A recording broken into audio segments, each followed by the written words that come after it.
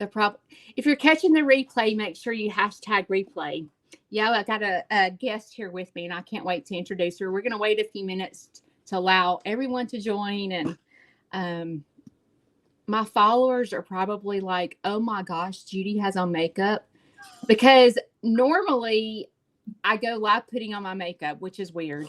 So they're probably like, her hair's fixed and she has on makeup. Like, what the heck? Who is this? Hey guys, I see y'all are starting to join. Let's see what y'all are talking about. We're going to wait a few minutes and then I'm going to introduce y'all. Good morning, Jane, Becky, Chris, Karen, Cheryl, Heidi, Mary. Well, Mary knows who you are. Oh, well, because your name's on the, I was thinking she knew who you were. Listening while doing yoga. Hey, that's a good way to relax.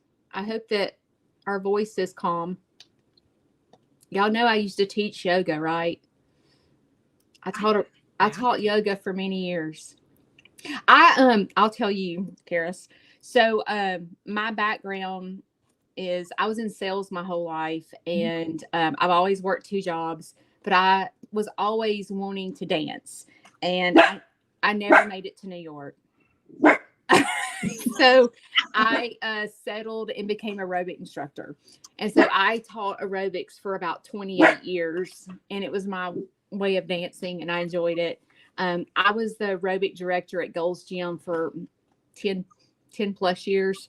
And so I have a lot of well, not anymore, but I had a lot of certifications. I taught everything under the sun. That is so cool. Yeah. Yeah. And so when we moved, Shane and I lived in Stapleton, which is Gulf Shores area. Yeah. And I ran Stapleton Fitness, and I would have groups of women that would come and meet 2 days a week to exercise, and we had devotion, and it was, and then we got transferred here, and I didn't know anyone. And so, me being a city girl, I never dreamt of having a farm, but you see how God works. I know. He makes us do things we never thought we would do. Yeah. It's been amazing to be a part of this journey, because it's not like my whole life I wanted to live in the country. It's like was the complete opposite. Like I wanted to live in the middle of New York, like right slap in the middle. And I wanted to be on stage, and I wanted to dance, and like I like the fast life. And so like everything that I dreamt of, it's the complete opposite. And I have so much happiness and contentment, and I never knew that would happen. Right. So let me introduce you. Yeah. Okay, guys, this is Caris. I'm going to tell you how I found her. So I'm scrolling through Facebook, and she keeps popping up, and I'm like, who is this chick? And then I saw that she's written a bunch of books on anxiety and depression and stuff, and that sparked my interest. So then I went and checked her out, because I'm like, who is this chick? Then I found out, wait, this chick is from Coleman, my hometown. So then I went to the bookstore and I bought her books. Mm-hmm. And I was like, this lady is amazing. And I realized that we have so much in common, and I couldn't wait to meet her. So this is actually my first time to see her and talk to her in person as well. So I'm going to let you introduce yourself and what you do and so forth.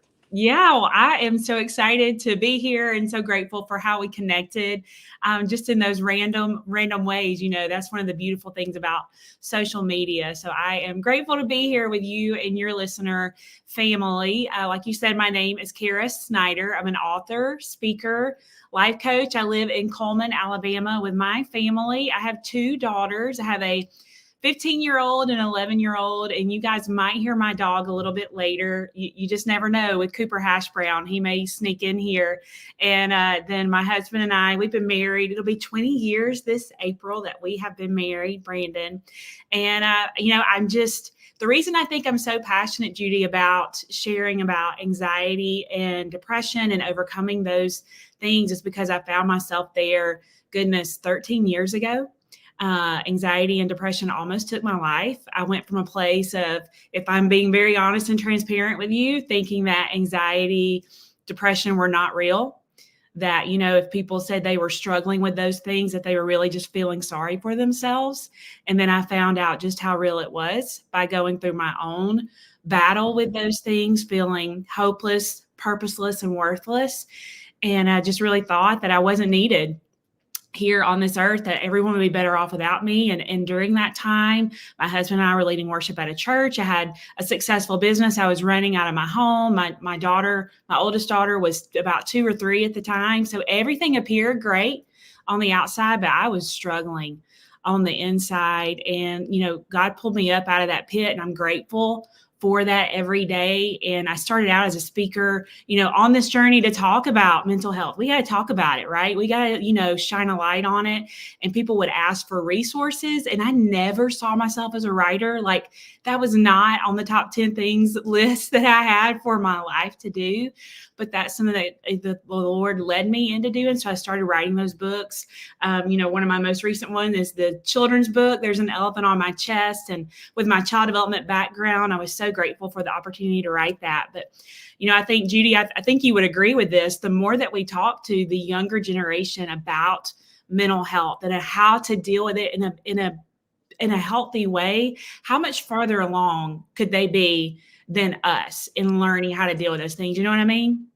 And I think too is, not if there's a parent out there that doesn't struggle themselves, they don't really know what to look for in their child to know how to direct them and help them. I know personally, my depression started young. Yeah. I was a child, where yours was older. I was a young child, and I can remember my mother had no idea what to do with me. Yeah. And she wasn't like taking me to the doctor until I actually tried to take my life as a senior in high school. And then she was like, wait a minute, she was the homecoming queen. She was head valorette. She was head of the dance line. She's popular. What the heck's wrong? And I can remember my school was upside down going, I didn't see that coming. Mm-hmm. So I think it's very important to educate parents and grandparents. Yeah, I agree. Any, adult that's out there working with our kids, I think you're right. And for me, my anxiety started as You're cutting out. Can you hear me? I hear you now. You hear me now? Yeah. My anxiety started as a child. It did. Yeah. So I was born with a mild form of cerebral palsy in my left side. And a little boy in my class, he made fun of me for the way that I looked. And I will never forget that as a first grader, just going through that. But I put on that moment, I put this expectation of perfection on myself to perform, to look like I had everything together. So I relate to you in that. And I didn't know. We didn't talk about anxiety. We didn't talk about how to deal with those things. We didn't talk about when your stomach hurts, or when you have a headache, or when your heart beats really fast, what those symptoms were, what your brain and your body were trying to tell you. So I didn't know how to deal with it. So I was a stuffer. And what I mean by a stuffer, I would stuff everything down. Anybody else, like I would just push it down and pretend like everything was good, everything was fine. And it caught up with me as an adult, where there was no room left to stuff. There was no room left to avoid. And I had to learn how to deal with it. And I'm grateful to God every day that I learned. So I'm just passionate about helping others know how to deal with it, so they don't get to where I was. So they do know. They don't have to be afraid of it. They don't have to be afraid of the anxiety or the depression. They can acknowledge it and learn how to respond to it in some good, positive ways. So tell us a little bit about your books. Yes. So I just how do we get them and so forth? Yeah. So my books, I have, let's say I have 5 out right now, and I have a 6th one coming out March 5th. But you can go to my website. It's carissnider.com, CARISSNIDER.com, and find my books, or go to Amazon if you want to as well. You can search my name and all of them will pop up. But I have several books out on anxiety. This is one for kids. It's a picture book. There's an elephant on my chest. And I know we talked about being today National World Read Aloud Day. So this is a great one to read for all ages. And this one is for 4 to 8-year-olds. The one that you just held up, the Anxiety Elephants book, that is a devotional for adults. And I don't know if I told you this, Judy, but that one came out December 2019, and then 2020 hit. So it was like God's timing with that book was so just, I mean, he knew what was coming. And so that one came out. So that one's for adults. It's a 31-day devotional that really walks you through my journey of what I kind of walked through, what I dealt with, and some action steps, some easy, just one action step a day that I could take where I felt like I had a victory and I was moving forward. So there's that one. And then I have Anxiety Elephants for tweens. And tweens are going to be your 9 to 12-year-olds.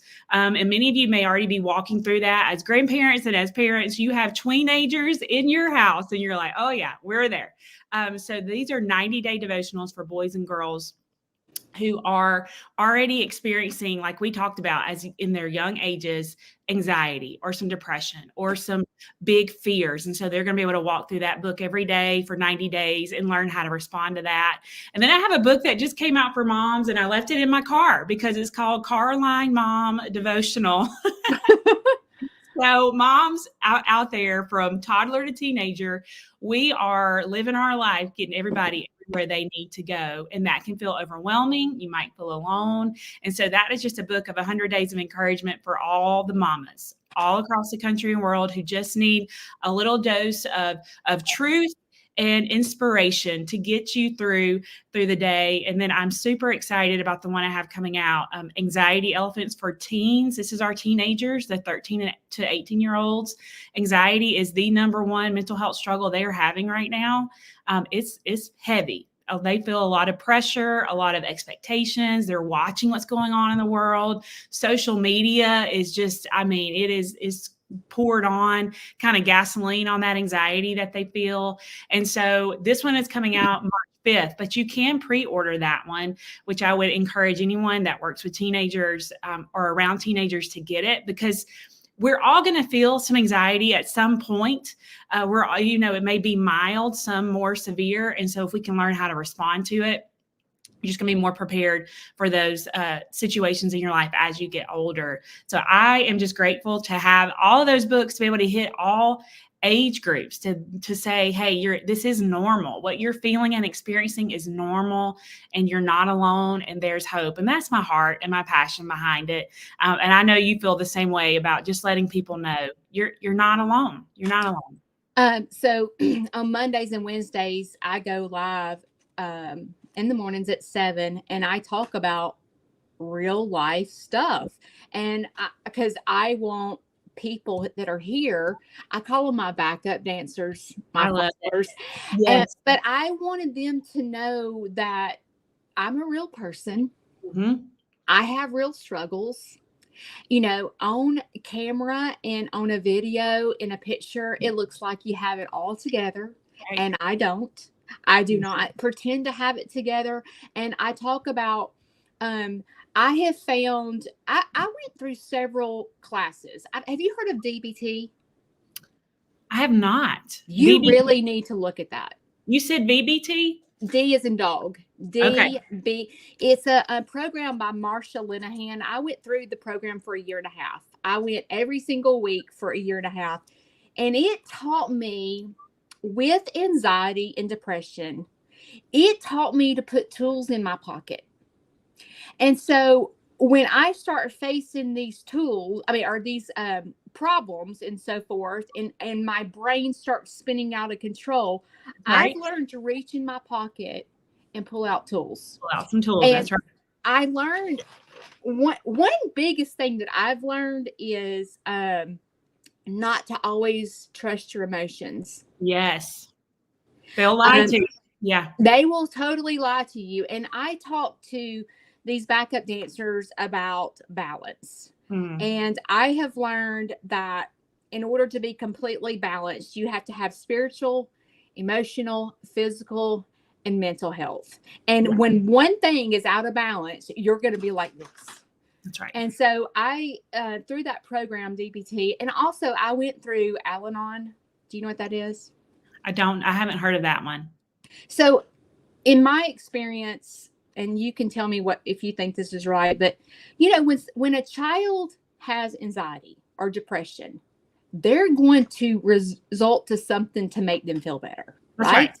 They're going to find some way to make them feel better.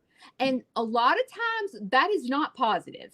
That's right. They're not going to the positive things like, I need to talk, or I'm feeling this way, because they don't know what's going on. That's right. They result, a lot of times, it is drug addiction. Yeah. Yes. Or I need to get in a relationship with a guy to make me feel better. It is toxic. Toxic things. And so, like, I just, and that was me. Like, I can remember when I was in 7th grade, my parents were divorced. It caused me a lot of anxiety. My dad was an alcoholic. It was just my life. My childhood was kind of a train wreck. Yeah. And so I resorted to falling in love.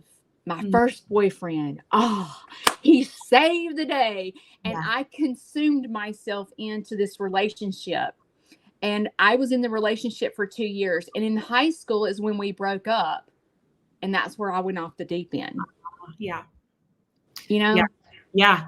And you're right. I mean, those negative coping skills quicker. So our brain thinks it's protecting us by going to that first. And then it ends up hurting us more in the long run. So as a parent, I know personally my mom didn't know what to, like, she didn't see the signs. Yeah. Like, I know she would have protected me if she would have understood. But like, she loved that I was in this cute little relationship. She didn't realize the relationship was causing nothing but toxic things in my own life. Yeah. And she didn't see it until we broke up and I tried to kill myself. Right. Wow. And so if there's a parent out there, what signs do you think that a parent needs to see that a kid is having anxiety? Absolutely. And there can be multiple. And I would encourage parents, because my mom came back to me and she said, Caris, I'm so sorry. I didn't know. I wasn't aware, and they really didn't know. They just weren't keen to what those things could be. So any parent that might be listening to this and maybe you are going to feel ashamed or embarrassed or think that you failed, you haven't. You just may not have known. And as a parent, what you're doing is you're moving forward because you're learning. You're wanting to learn how to help your kids. You're wanting to learn how to help them respond to these things. So I would say a few things that you can look for in your younger children, especially if they're talking about physical symptoms like they have a headache or their stomach hurts, or maybe at night you've noticed here recently when they go to bed, they are asking you more questions, like a lot of reassuring questions. Are you sure you're going to pick me up at school tomorrow? Are you sure you're going to be at the same place? And they're just kind of asking the same question over and over. Those are going to be some signs that you can know that they're feeling anxious about something.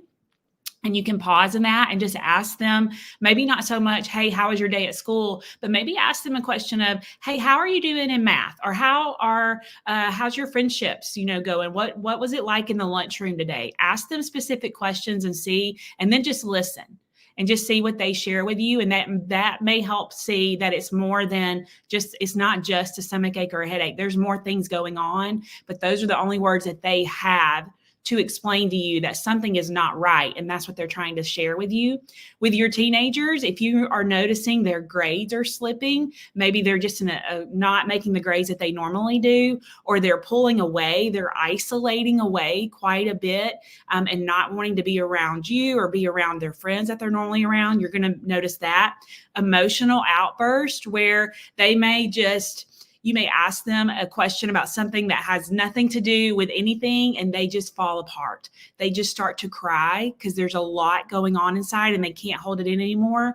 Or it could be where they have an outburst of anger or they feel like they need to hit something, they feel like they need to scream or they need to yell, these are going to be some signs that you're going to notice with them, or they're not sleeping at night, or they're really scrolling a lot on social media, trying to, if they're on social media, trying to make those posts that get them a lot more noticeability, if you will. Those are going to be a lot of the things that you're going to see with them in those situations. And I would just encourage parents to just constantly give your kids a safe place, or grandparents, be that safe place for them, because they're wanting to have those adults in their life that they can trust. So we want to be those people for them. And part of being that safe place is offering them an opportunity to share, to kind of speak and talk about all the things, and just listen. Just listen. We would not be the fixer, just be the listener. And in doing that, we don't want to dismiss what they're going through. Sometimes we might say, oh, that's no big deal, or, oh, that'll be all right. And when we do that, we don't realize that we're dismissing what they're going through, because to us, we realize it's not a big deal as an adult, but for a 14, 15-year-old or a 9-year-old, that is a huge deal to them. So we don't want to dismiss it. We can say, I can tell that's important to you, or I can tell this is really bothering you, and just let them continue to talk. So that's going to help them as well.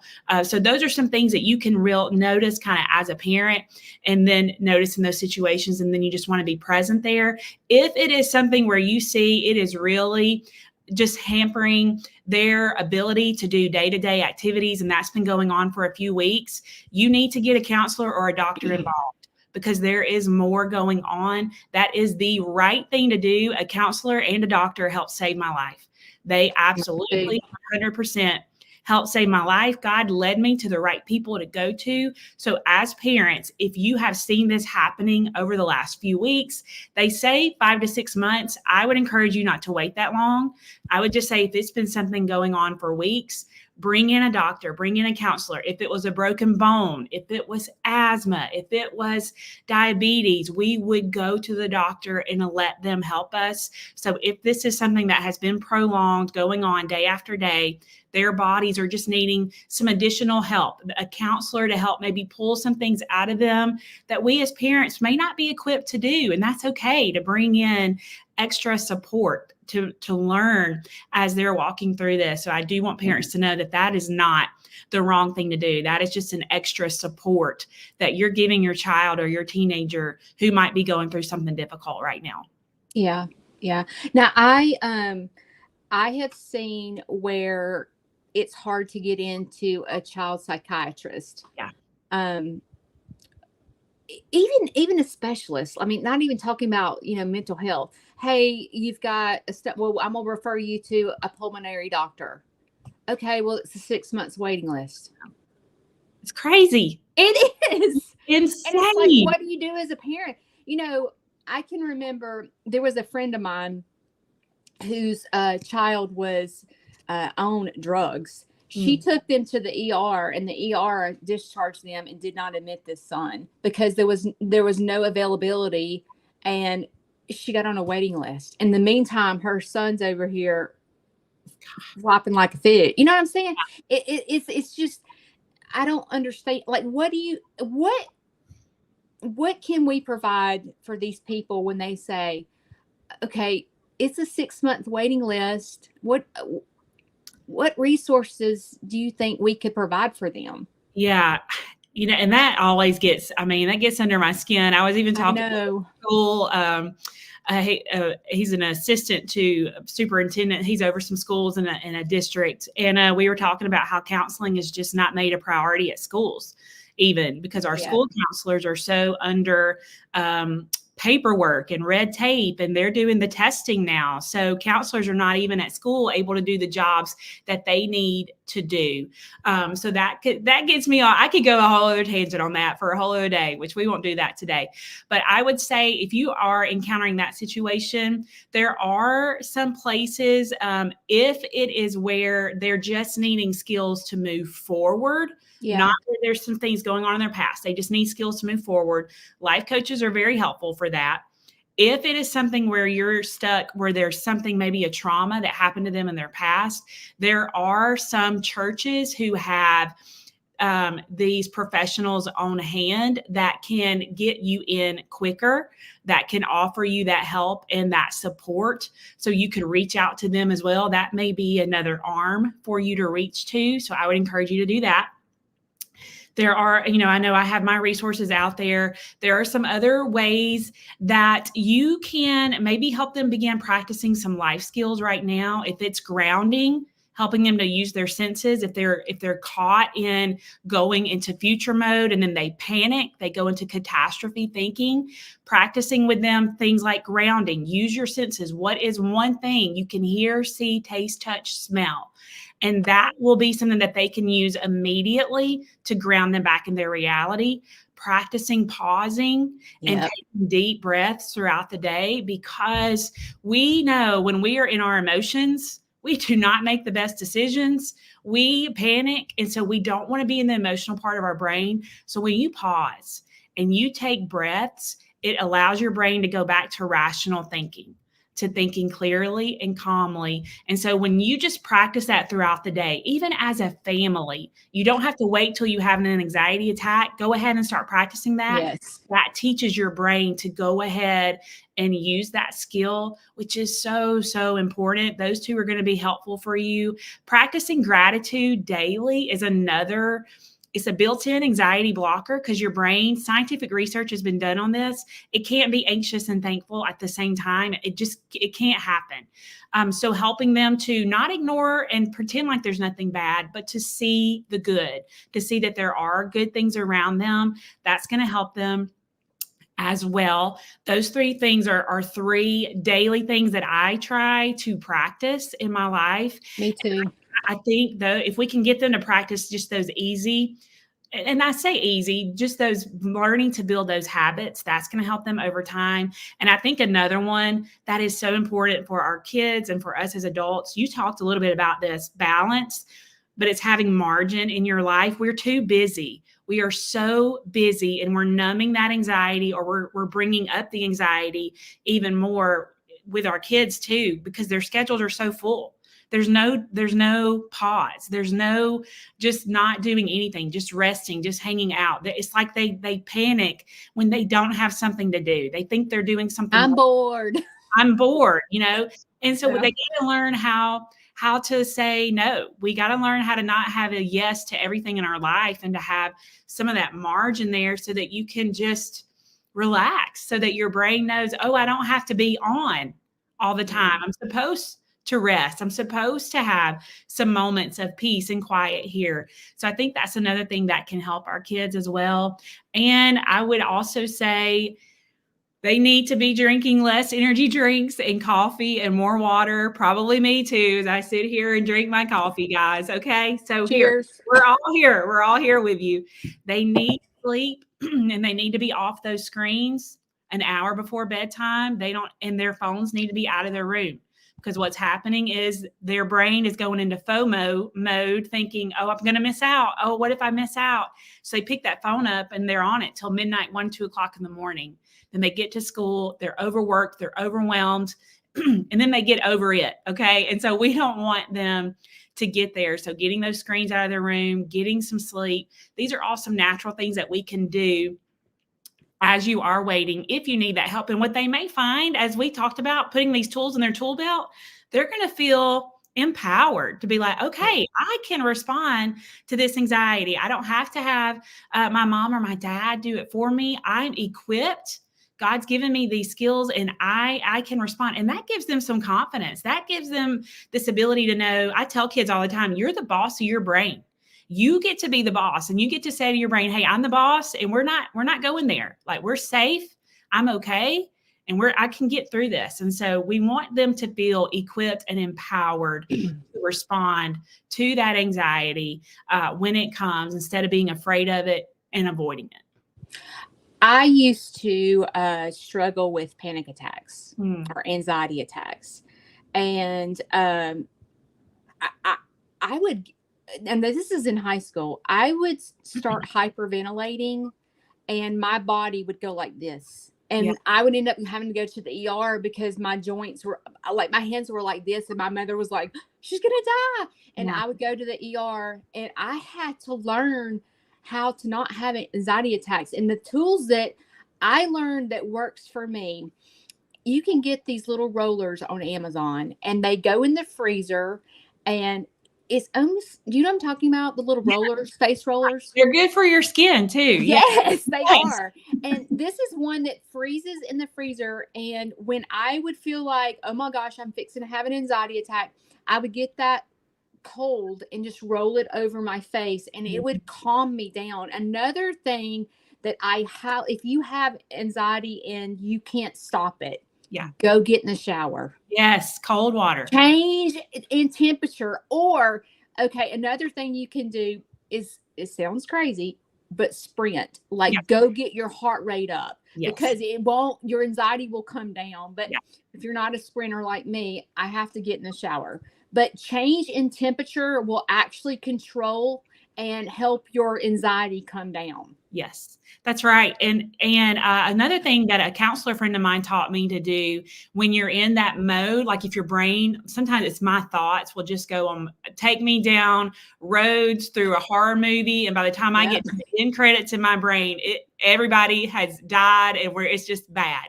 Left alone. One thing that he taught me to do is to think of something totally random that would just snap you out of it. Count backwards from 100 by threes. What is your phone number? Like, say these things out loud. And a couple of things that I've done with athletes who get nervous or anxious during a sporting event, and they maybe basketball, for example, and they miss a free throw, or they feel like they're going to miss a shot, is to think about a random word. Pizza.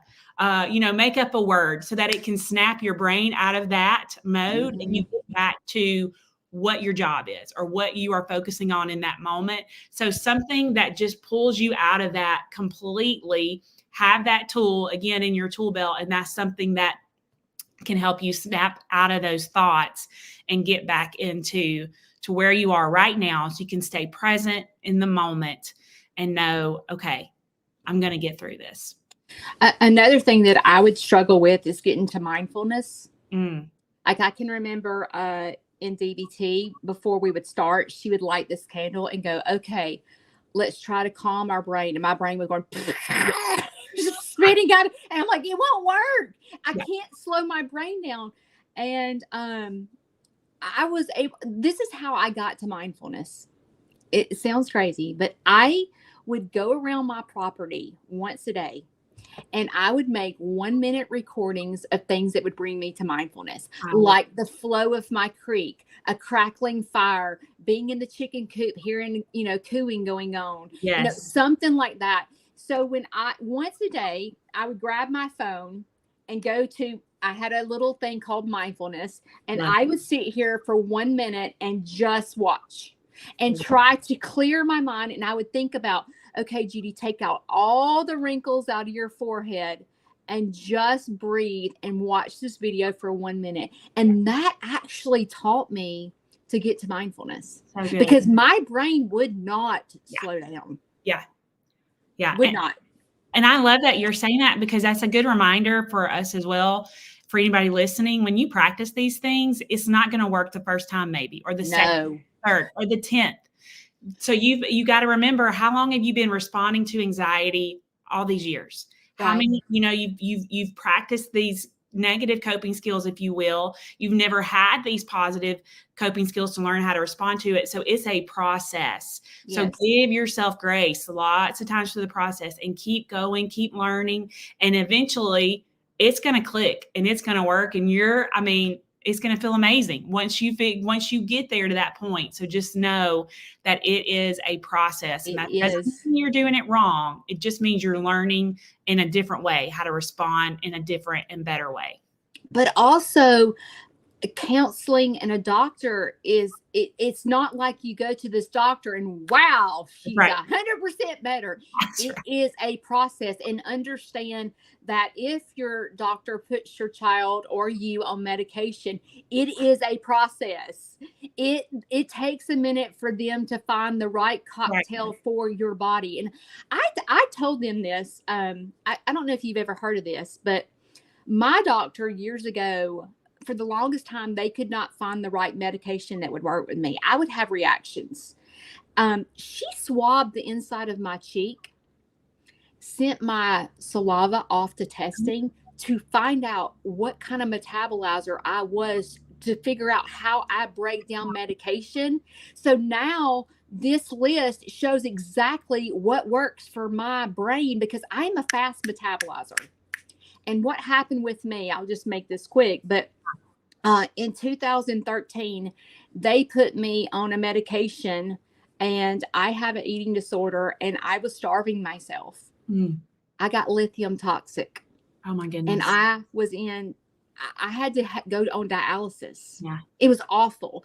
And so she had to learn what I could take and what I couldn't take. But I forgot what they call the test, but she actually has a list of what I metabolize right versus what I don't, that could cause me to be toxic. Yeah. Wow. Yeah. So it is a process. Any of these mental health skills and stuff, it's not you have to wake up every single day and get to mindfulness and practice these skills. Because if you go one day, it's almost like recovery. If you skip one day, you're going to skip 2 days, and the next thing you know, it's a week, and then it's a month, and then you have anxiety all over again, and you've got to re-practice. This is something, these coping skills and these tools that you put in your belt is something that it doesn't go away. You have to work at it every single day. That's right. Every single day. Yeah. And it's worth it. It's worth it to do that. Is. You're worth it. If you're listening, you're worth it. You're worth it to practice this. You're worth it to learn it. It's okay to make a mistake and say, man, I messed up today. Tomorrow's a new day. So it is worth it to do these things, to practice these things, to equip your children and your teens, to learn and do these things. Get outside, get that vitamin D. As a country, we're so dehydrated. Drink a little bit of extra water and just make it a science experiment with your kids. Make it a fun thing. See how you feel. Just say, okay, let's do this for a week and see if we feel different. Have a baseline of, this is how I feel right now. We're going to go outside 3 days a week and walk for 20 minutes a day. And we're going to drink 1 extra cup of water or whatever it is. And then at the end of a week, see what your scientific experiment brings about, so that it's getting everybody involved. And then it becomes more of maybe a challenge for you. If you like that, it becomes fun for you. It becomes, it's not this, oh, I have to do this. It's I want to do this. I get to do this. Good. I feel good. I'm seeing the results from this. So if you change kind of your thought process behind it and see it in a different way, it becomes more of a, I don't know, you move into this place of, I feel good and I want to continue to do this. So I don't know. I know that's a lot to throw at people on an early day, but I think that it's very important and very powerful. And I just think it could be life-changing for everybody, wherever they're listening, to just begin practicing these things. So I'm grateful that we got to have this opportunity for me to come on and just talk with you today about all these things. Can you put your website and link in the comments for them? Yeah. Let's see. Okay. Tell me if this shows up, everybody. If they didn't, if they're interested in using you as a life coach, is that on your website? That is on my website as well. Okay. Let's see here. My books are there. Life coach is there. My speaking, if you want me to come and speak to your group, all that's there. All right, I'm putting this on here. Okay, it should be there. Yes, I see it. Yay! I see it. Yes. Awesome. Thank you, Kayla. Well, thank you for joining us today. I really enjoyed it. I've had a great time. Thank you for letting me come on. I'm going to go see. I have a shirt on the top. I still have my pajama bottoms on the bottom for any moms that are out there. So I'm about to go put some real pants on so I can go get it online. Okay. All right. Thank you so much for joining us. Thank you for having me. Bye. See y'all later.